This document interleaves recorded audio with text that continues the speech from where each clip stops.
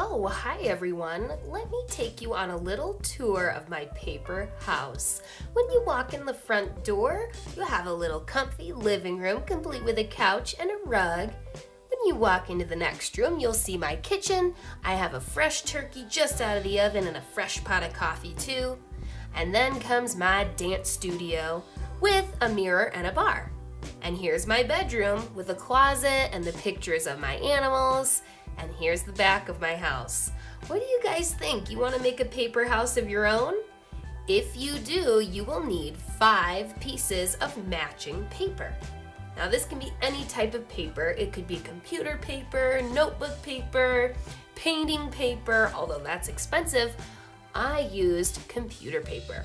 So I have 5 sheets, and what I need to do with each one of these pieces of paper is turn them into a square. We can do this with a little bit of folding and cutting. So let's start by stacking our 5 pieces of paper on top of each other so that they're nice and neat. So I take them and I tap them onto the table and make them a nice stack. Then I turn the stack so that it's horizontal, side to side.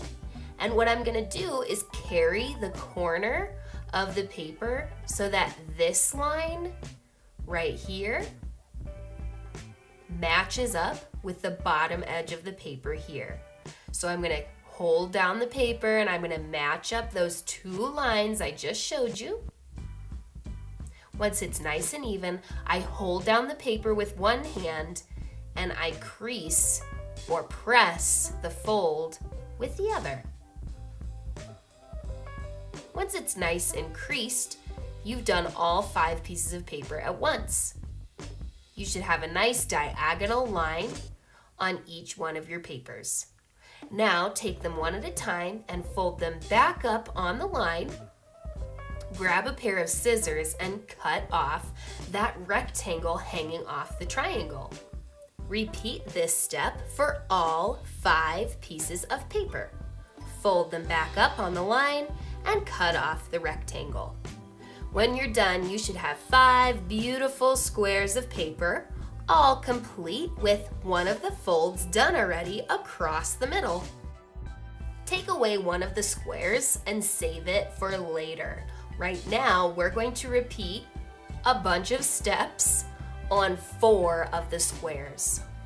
So grab 1 square for now and hold it like a square. You should see a line going across from corner to corner from when you folded it at first. What we're gonna do is carry the bottom of the square and match it up with the top. We're going to match up the edges and the corners. When it's ready, we hold it down with one hand and crease with the other. Now unfold the paper and you should see a horizontal side-to-side line. Let's carry the right side of the paper over to the left side. Match up the corners, hold it down and crease. What you want to see now is a lowercase t and 1 diagonal slashing across. We need to make 1 more diagonal fold to create a letter X. So we need to fold the paper in the opposite direction than that diagonal in the beginning to create the X. And we're going to grab the corner, bring it down to match the opposite corner, and crease. Right now you need to double check that you have a lowercase t and a letter X going across the paper all at the same time with the same center or middle. Now we're going to fold up this paper into a square. So we're going to take the top of the paper and match it down with the bottom. And then we're going to fold the right side of the paper over to the left. Crease all the edges, and you have 1 square or 1 room of your house completed.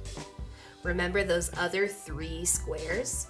We need to repeat the exact same steps on all those 3, the X and the T, and fold it into a square. So we're going to fold the letter T by taking the bottom of the paper up to the top, crease it very well, and then unfold. half the T's done, we just need to take one side of the paper over to the other, match up the corners and edges and crease. Unfold, you see the letter T, but only half of the X is done, so we need to fold the other diagonal of the X. We need to take one corner and match it all the way down to the opposite corner before we crease. Oops. When we unfold, we see the magical letter T and the magical letter X. The last thing we need to do is fold the top to the bottom and one side over to the other to turn it into a square. That's room number 2 finished. We need to do 2 more rooms. After you're done folding up your 4 rooms, you're going to take one at a time and unfold them. Hold it like a square, and in the middle line, cut with your scissors all the way to the middle and stop. Stop. Now what we need to do is grab ourselves some glue. A glue stick or liquid glue will work, both. And we need to put a line of glue all around the edge of this square. And once we've got glue all the way around the edge, let's add some in the middle with a letter X. Awesome. Now we're gonna take this other flap, this square, we're gonna turn the paper so that the squares match up perfectly, and we're going to massage the paper, ooh, the paper likes it, to give that glue some grab time. Yay, that's one of our rooms popped out into the 3D world. Let's do number 2. Unfold the square. Grab your scissors and cut that short line down the middle to the center.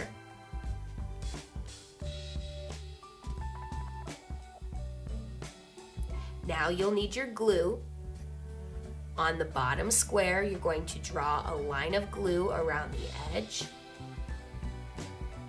and then an X down the middle, and then grab the other square of paper and swing it around to match up with the gluey one. Massage the paper to give that glue some grab time. And room number 2 is popped out 3D. Next, we need to do the other 2 rooms the exact same way.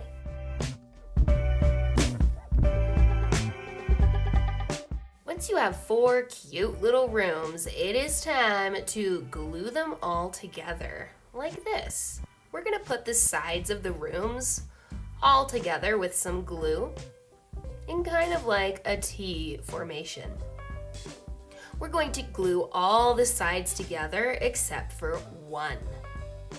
So grab one of your rooms and your glue and add some glue around the edges and an X in the middle of kind of like this wall here. And I'm using my hand underneath the paper, kind of like a table in the air, so that I can add glue around the edges and the middle of the wall.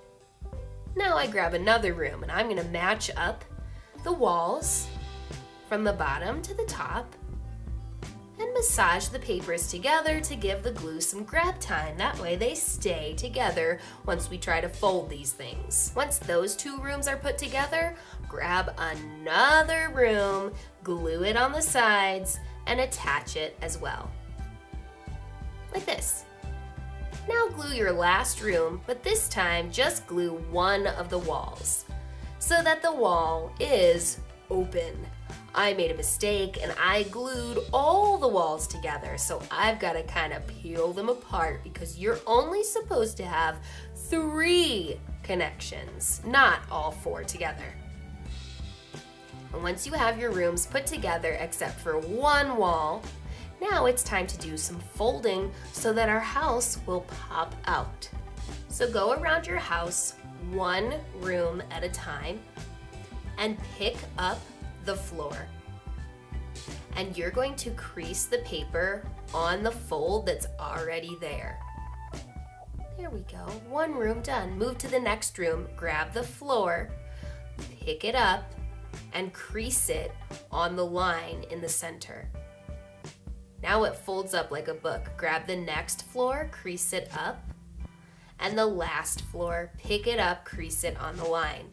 Now your whole house will fold back up into this square. When you open it up, the rooms will pop back out into 3D again. How cool is that? Oh my gosh, I love it. What we need to do now is create a roof for the house and then draw all the rooms and the outside. Remember that 5th square that we put away a long time ago? Well, find it and grab a pair of scissors and cut on the diagonal line that you folded on it forever ago. We're gonna cut this diamond in half. Yay! Recycle the other half of the diamond. You're not gonna need it for this project. Now we're gonna take the bottom of this half diamond all the way up to the top and fold it into a smaller triangle. Hold it down with one hand while you crease. Oh, make sure the corners and edges are nicely matched. Good job. And then turn the triangle so that it opens like a book. Great. Now grab your pencil and we're going to draw a chimney and the top of the roof with it. Start on the open side of the triangle book and draw a short, horizontal side-to-side line. Then draw a rectangle growing out of this line for the chimney, and then draw another very short line that connects to the other side of the roof. Now grab your scissors and travel the scissors from one end of the line up around the chimney all the way to the other side of the paper. You can recycle the scraps left over, and what you should have is an opening and closing roof. Now grab your 4 rooms and tuck them inside of the roof. Make sure that it's not upside down. Make sure when you open up the square, the rooms have a floor. Make sure the roof covers the top edge of your square. And when it's all set the right direction, grab your glue once again and glue the roof onto the rooms. On one side, make sure to massage, give the glue some grab time, and then flip the whole thing over to glue on the other side in the exact same way. Add the glue, lay down the paper, massage, grab time. Whoa, we are almost done with our 3D pop-out house. It has 4 rooms and a roof. The next thing we need to do is grab something to draw with and decorate the outside and all the rooms inside. To be safe, you might want to draw with a pencil first and then trace later. I'm a big risk taker, so I decided to decorate my house with a Sharpie right away. And check it out, on the front, I added a bumpy line and a brick pattern for the roof and chimney. I drew a cute little door and 2 windows with flowers. After you decorated the front of your house, open it up to the first room. Make sure to draw something on all 3 sides of the room. Draw something on the floor and on both walls. For my first room, I made it into a cozy little living room. So I drew a rug on the floor. One wall is for the door leading outside and the 2 windows. And on the other wall, I drew a couch with some cute little pictures on the wall. You might have to turn your room upside down and all around in order to get the side of the paper you want flat on the table. Try not to draw in the air. Always make sure that your paper is somehow on the table or desk you're working on. So here I added checkerboard tiles on the floor because this is going to be my kitchen, and then I turned the room all the way around so that the wall I'm drawing on with the washer and the sink and the table is flat on my table.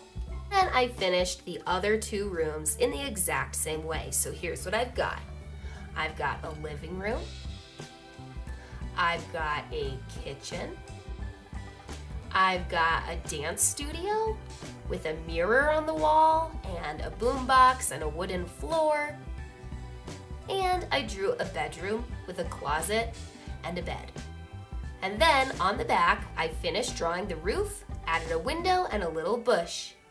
It's up to you if you want to add some color to your house, but I figure you have had enough. I'm so excited to see your cute little pop-out paper houses. Seriously, cannot wait.